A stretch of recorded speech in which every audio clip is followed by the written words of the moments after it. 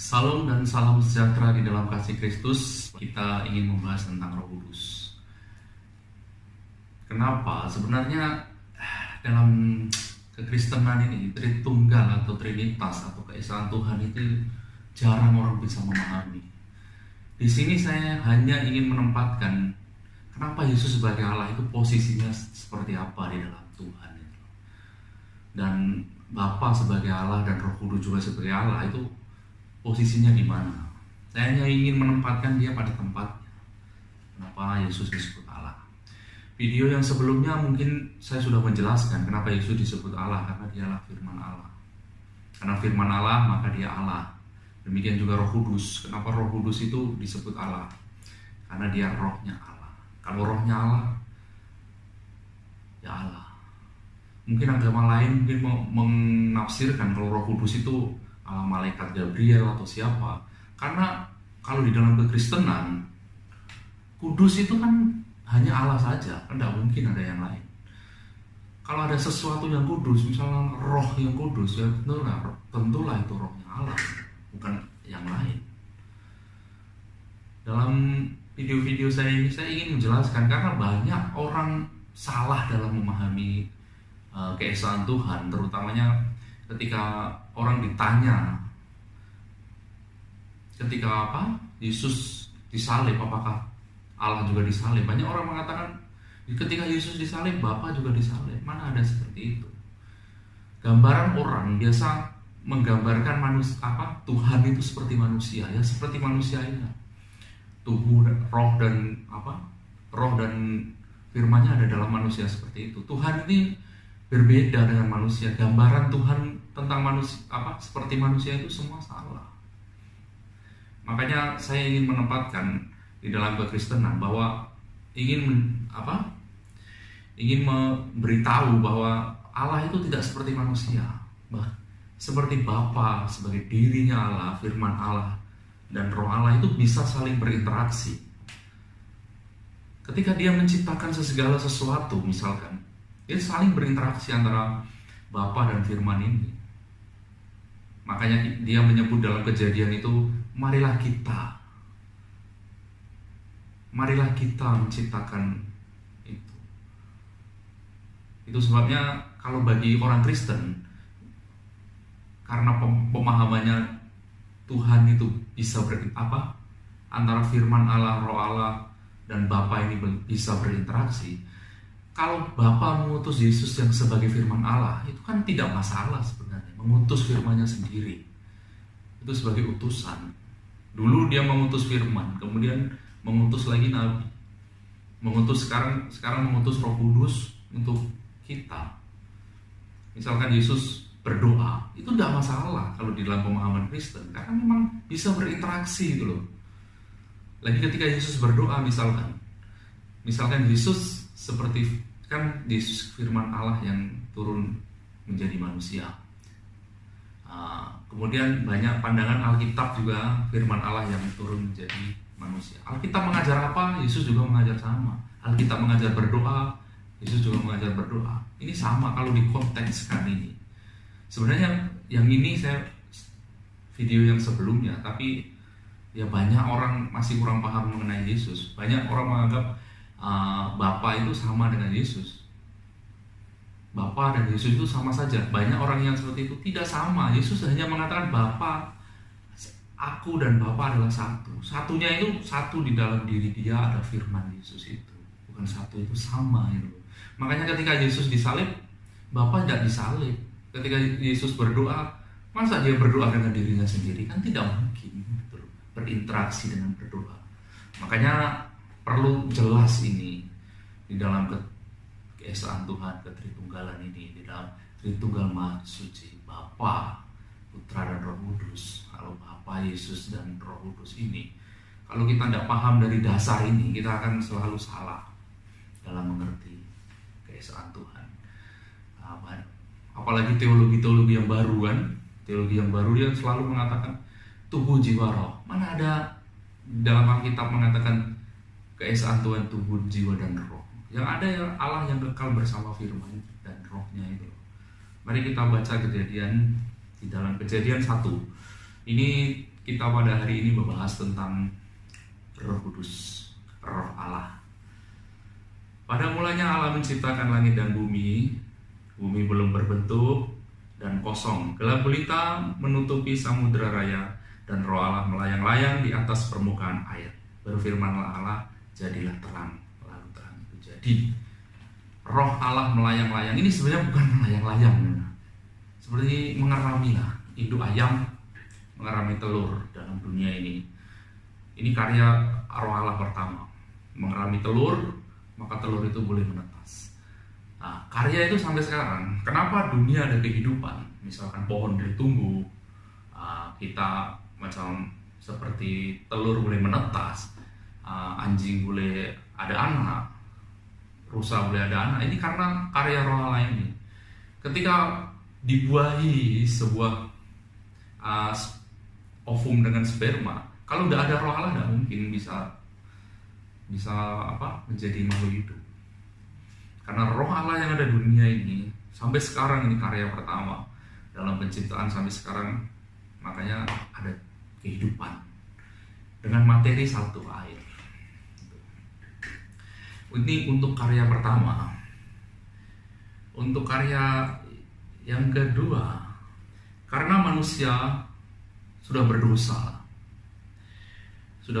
jadi manusia itu sudah terputus dari hubungan Allah dengan manusia, sudah terputus karena dosa manusia. Makanya dia menciptakan ciptaan yang baru. Makanya ketika Yesus dibaptis itu sebenarnya membuat ciptaan yang baru, manusia yang baru. Di sana ada Bapa, ada Firman, ada Roh Allah, dan ada materi air. Di dalam penciptaan Yesus dibaptis, ketika itu tanda penciptaan baru. Ada Bapa yang bersuara, Roh Kudus seperti burung merpati, dan Yesus Firman Allah, dan ada materi air juga untuk menciptakan ciptaan baru, itu baptisan. Nah, ini Roh Kudus seperti burung merpati. Banyak orang mengatakan, oh kalau jadi macam itu Roh Kudus itu burung merpati. Ya bukan toh ya, seperti itu bukan sama burung merpati. Ada juga ayat yang mengatakan Roh Kudus lidah api. Ketika para rasul menunggu turunnya Roh Kudus di lonteng Yerusalem, itu Roh Kudus seperti api. Itu energi ilahi. Makanya semua seperti, karena penampakan yang disebut teofani itu kan seperti penampakan ilahi. Nah, di sana. Makanya kita baca dulu dalam Kisah Para Rasul. Ini kenapa Roh Kudus turun menggantikan Yesus. Kisah Para Rasul pasal 1 ayat 8. Tetapi kamu akan menerima kuasa kalau Roh Kudus turun ke atas kamu, dan kamu akan menjadi saksiku di Yerusalem dan di seluruh Yudea, Samaria, dan sampai ke ujung bumi. Jadi Roh Kudus diturunkan itu untuk menjadi saksi terhadap Kristus. Saksi tentang apa?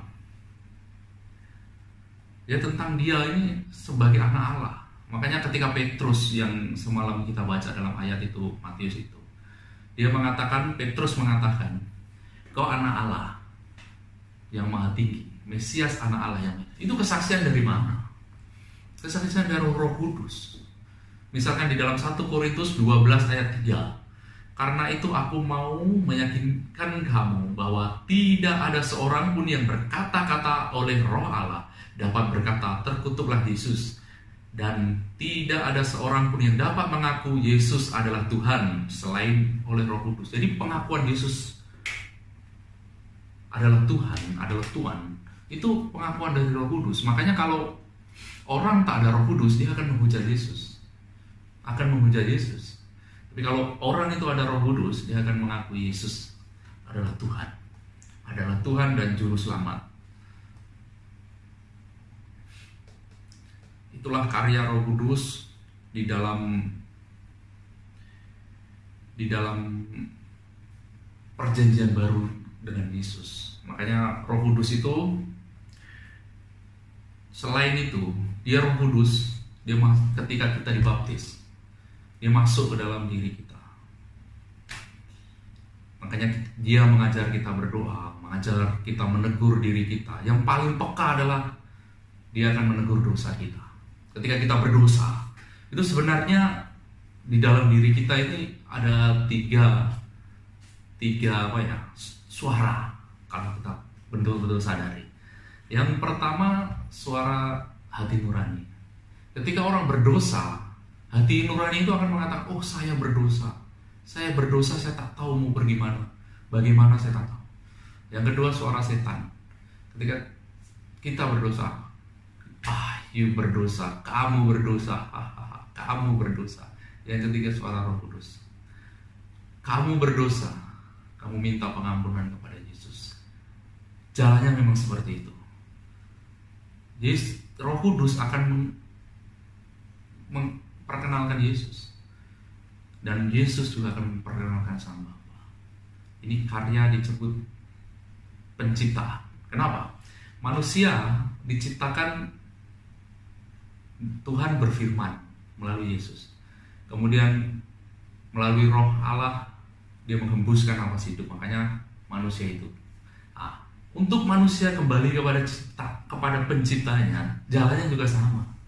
Melalui bimbingan Roh Kudus, manusia berdoa kembali kepada Bapa Sang Pencipta melalui Sang Firman ini, melalui Yesus. Makanya jalan itu pusing balik. Jalannya satu. Itu sebabnya Yesus mengatakan Yohanes 14 ayat 6. Dia mengatakan, akulah jalan, kebenaran, dan hidup. Tidak ada seorang pun yang datang kepada Bapa. Karena memang jalannya penciptaan memang seperti itu. Itu sebabnya orang Kristen, Yesus mengatakan tidak ada satupun, karena semua diciptakan melalui firman Allah, kecuali kau tak ada lah, mesti ada semua dari firman Allah. Makanya orang Kristen kalau berdoa di dalam nama Yesus, yang mengajar kita berdoa. Misalkan dalam Yohanes 16 ayat 26, pada hari itu kamu akan berdoa di dalam namaku, dan tidak aku katakan kepadamu bahwa aku meminta bagimu kepada Bapa. Banyak orang mengatakan, oh saya mengikuti Yesus, tapi apakah pernah kau berdoa kepada Tuhan menggunakan nama Yesus, dalam nama Yesus? Kan? Inilah yang kita sebut dalam konsep penciptaan. Pentingnya Roh Kudus situ. Itu tadi selain teguran dalam hati kita. Makanya setiap roh itu perlu diuji. Setiap roh dalam hati perlu diuji. Ini dari mana? Atau dari Roh Kudus, atau dari suara hati, atau dari suara setan. Makanya perlu kita Roh Kudus secara pribadi, dia Roh Allah. Roh Kudus juga disebut Roh Yesus. Kenapa? Yesus bukan Roh Kudus, dia lain. Yesus itu firman Allah, tak sama dengan Roh Kudus. Tapi kenapa Roh Kudus disebut Yesus? Disebut Roh Yesus. Karena apa? Keluarnya Roh Kudus itu, mari kita baca Yohanes 15 ayat 26. Jikalau penghibur yang akan aku utus dari Bapa datang, yaitu Roh kebenaran yang keluar dari Bapa, ia akan bersaksi tentang aku. Semua bersaksi tentang Yesus. Roh Kudus keluar melalui Yesus. Makanya disebut Roh Yesus. Tidak sama Roh Kudus dengan Yesus. Roh Kudus rohnya Allah. Ini saya sering tekankan karena orang Kristen ini tidak tahu sih sebenarnya. Sering menyamakan Roh Kudusnya Yesus. Tidak. Roh Kudusnya Yesus itu bukan doktrin kita. Roh Allah itu. Yesus adalah Roh Allah, itu doktrin agama seberang. Misalkan di dalam Roh Kudus itu kalau boleh digambarkan itu seperti energi ilahi. Dia itu tak terbatas kuasanya. Kuasa dia tak terbatas, makanya seperti api, kan? Seperti api. Jadi boleh menyertai ribuan orang. Makanya Yesus mengatakan apa? Aku akan menyertai engkau senantiasa sampai kepada akhir zaman. Loh, kalau orang 10.000 coba. Macam mana Allah menyertai orang yang 10.000 percaya itu? Ya dengan Roh Allah ini. Semua ada energi ilahi. Makanya ketika Elizabeth mengandung, dia pun kepenuhan Roh Kudus sama juga Maria. Yesus lahir pun karena Roh Kudus. Karena apa? Firman Allah ketika turun, Roh Kudus memberi hidup kepada dia. Memberi hidup kepada janin perempuan saja dia boleh hidup karena apa? Roh Kudus. Makanya dia Roh Kudus, karyanya memang menghidupkan dan memberi kesadaran manusia untuk berbalik kepada Tuhan. Orang dipenuhi Roh Kudus biasanya paling pertama ciri-cirinya dia mesti dosa ini. Peka sekali terhadap dosa. Kenapa? Berbahagialah orang yang suci hatinya karena dia akan melihat Allah. Bukan orang yang banyak bermukjizat atau apa, tapi bersuci hatinya. Kalau orang suci hatinya, dia mesti melihat Allah. Jadi Roh Kudus akan memberi kepekaan sekali pada dosa-dosa ini, supaya manusia boleh layak kita selalu ditegur dalam hati kita, karena Roh Kudus yang menegur, yang mengajar itu semua. Roh Kudus juga sebagai jaminan kita. Dia seperti DP ya, jaminan kita ketika kita menerima keselamatan. Karena apa? Keselamatan ada 3 tahapan. Ini paling penting kita harus ketahui. Yang pertama, sudah selamat. Yang kedua, sedang. Dan yang ketiga, keselamatan menuju kesempurnaan. Karena manusia juga ada 3 tahapan. Sekarang masih hidup, dan nanti menuju ke hari kiamat, hari terakhir dalam penghakiman.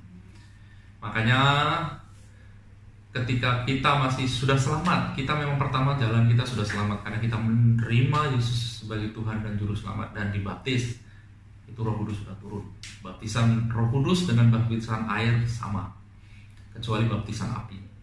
Ada 3 Yohanes mengatakan, dia akan membaptis engkau dengan air, Roh Kudus, dan api. Api itu nanti neraka ini. Nah, yang kedua, kita sedang. Kenapa sedang? Karena kita masih hidup. Nah, ini tugasnya Roh Kudus itu selalu mengajar untuk kita lebih suci menuju ke keselamatan yang sempurna. Makanya ketika kita sudah ada down payment bahasa Inggris deposit ini, jangan sekali-kali mendukakan Roh Kudus. Ketika masih hidup di dalam dunia ini, kita mau jatuh dalam pencobaan, jatuh dalam dosa. Buktinya apa? Yudas ini dipilih Yesus sendiri, tapi ketika apakah sampai garis finish? Tidak. Dan akhirnya dia jatuh dalam dosa. Makanya teori tetap selamat itu tidak ada. Boleh jatuh juga. Makanya ketika kita ditebus, ketika kita percaya Yesus, ketika dibaptis, itu hidup kita akan lebih suci, lebih lebih baik, pokoknya lebih suci untuk kita bisa melihat Allah. Karena dengan begini kesucian Allah tidak tercemar dosa manusia. Karena tidak mungkin.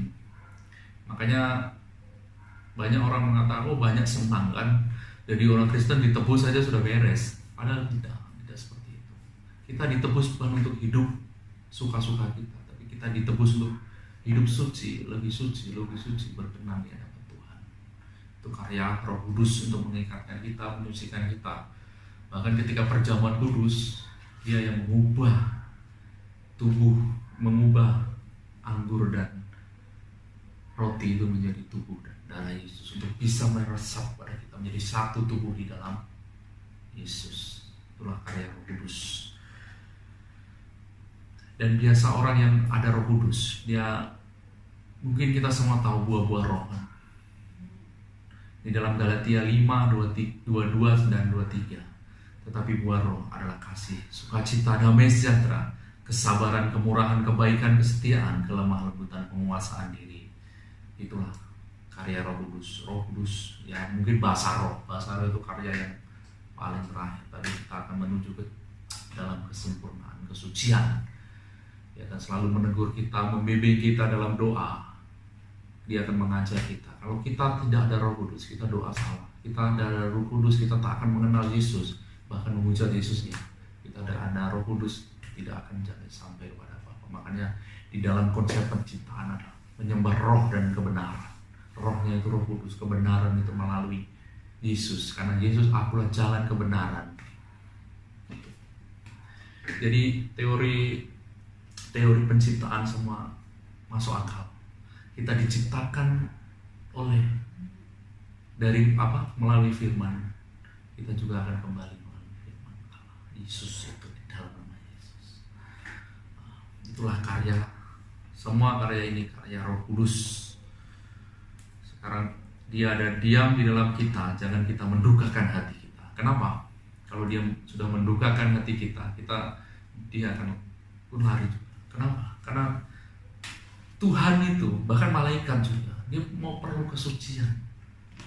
Kenapa dunia tak bisa, dunia para malaikat tak boleh ditembus oleh petapa-petapa atau yang suka bertapa di gua-gua atau karena apa?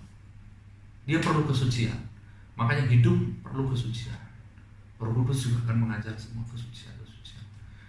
Makanya orang tapa di gunung atau di gua, dia bukan menemukan malaikat atau Tuhan, dia akan menemukan jin, menemukan setan. Karena apa? Betul-betul susah ditembus karena hidup kita belum layak lagi. Makanya kita mau belajar dan belajar untuk hidup suci, peka sekali kepada Roh Kudus. Yang arti kita mendukakan Roh Kudus atau menghujat Roh Kudus itu sebenarnya dari penciptaan tadi juga. Kenapa? Kalau kita mungkin banyak orang mengatakan menghujat Roh Kudus itu memaki-maki. Menghujat Roh Kudus itu sebenarnya menolak Roh Kudus. Roh Kudus itu kesaksian pertama adalah mengatakan Yesus Tuhan. Makanya ketika kita bahasa kasarnya itu orang murtad ini sebenarnya menghujat Roh Kudus itu. Karena apa? Kalau kamu menghina Yesus itu sama juga menghujat Roh Kudus. Kenapa? Karena kesaksian Roh Kudus adalah menyatakan kesaksian tentang Yesus itu sebagai Tuhan, sebagai penolong, sebagai Mesias, sebagai juru selamat. Makanya kalau orang murtad, ya tergolong juga menghujat Roh Kudus ini. Dosanya tidak diampuni karena memang dosanya kenapa tidak diampuni? Karena tidak ada pergantian hukuman atau penebusan untuk mereka. Mereka terus dihukum saja. Terus dihukum. Kalau kita sebagai orang yang percaya, kita dosanya itu digantikan oleh Yesus atau pergantian hukuman atau penebusan. Ya mungkin kalau banyak orang mengatakan Roh Kudus akan berbahasa roh itu terpulang dari mereka.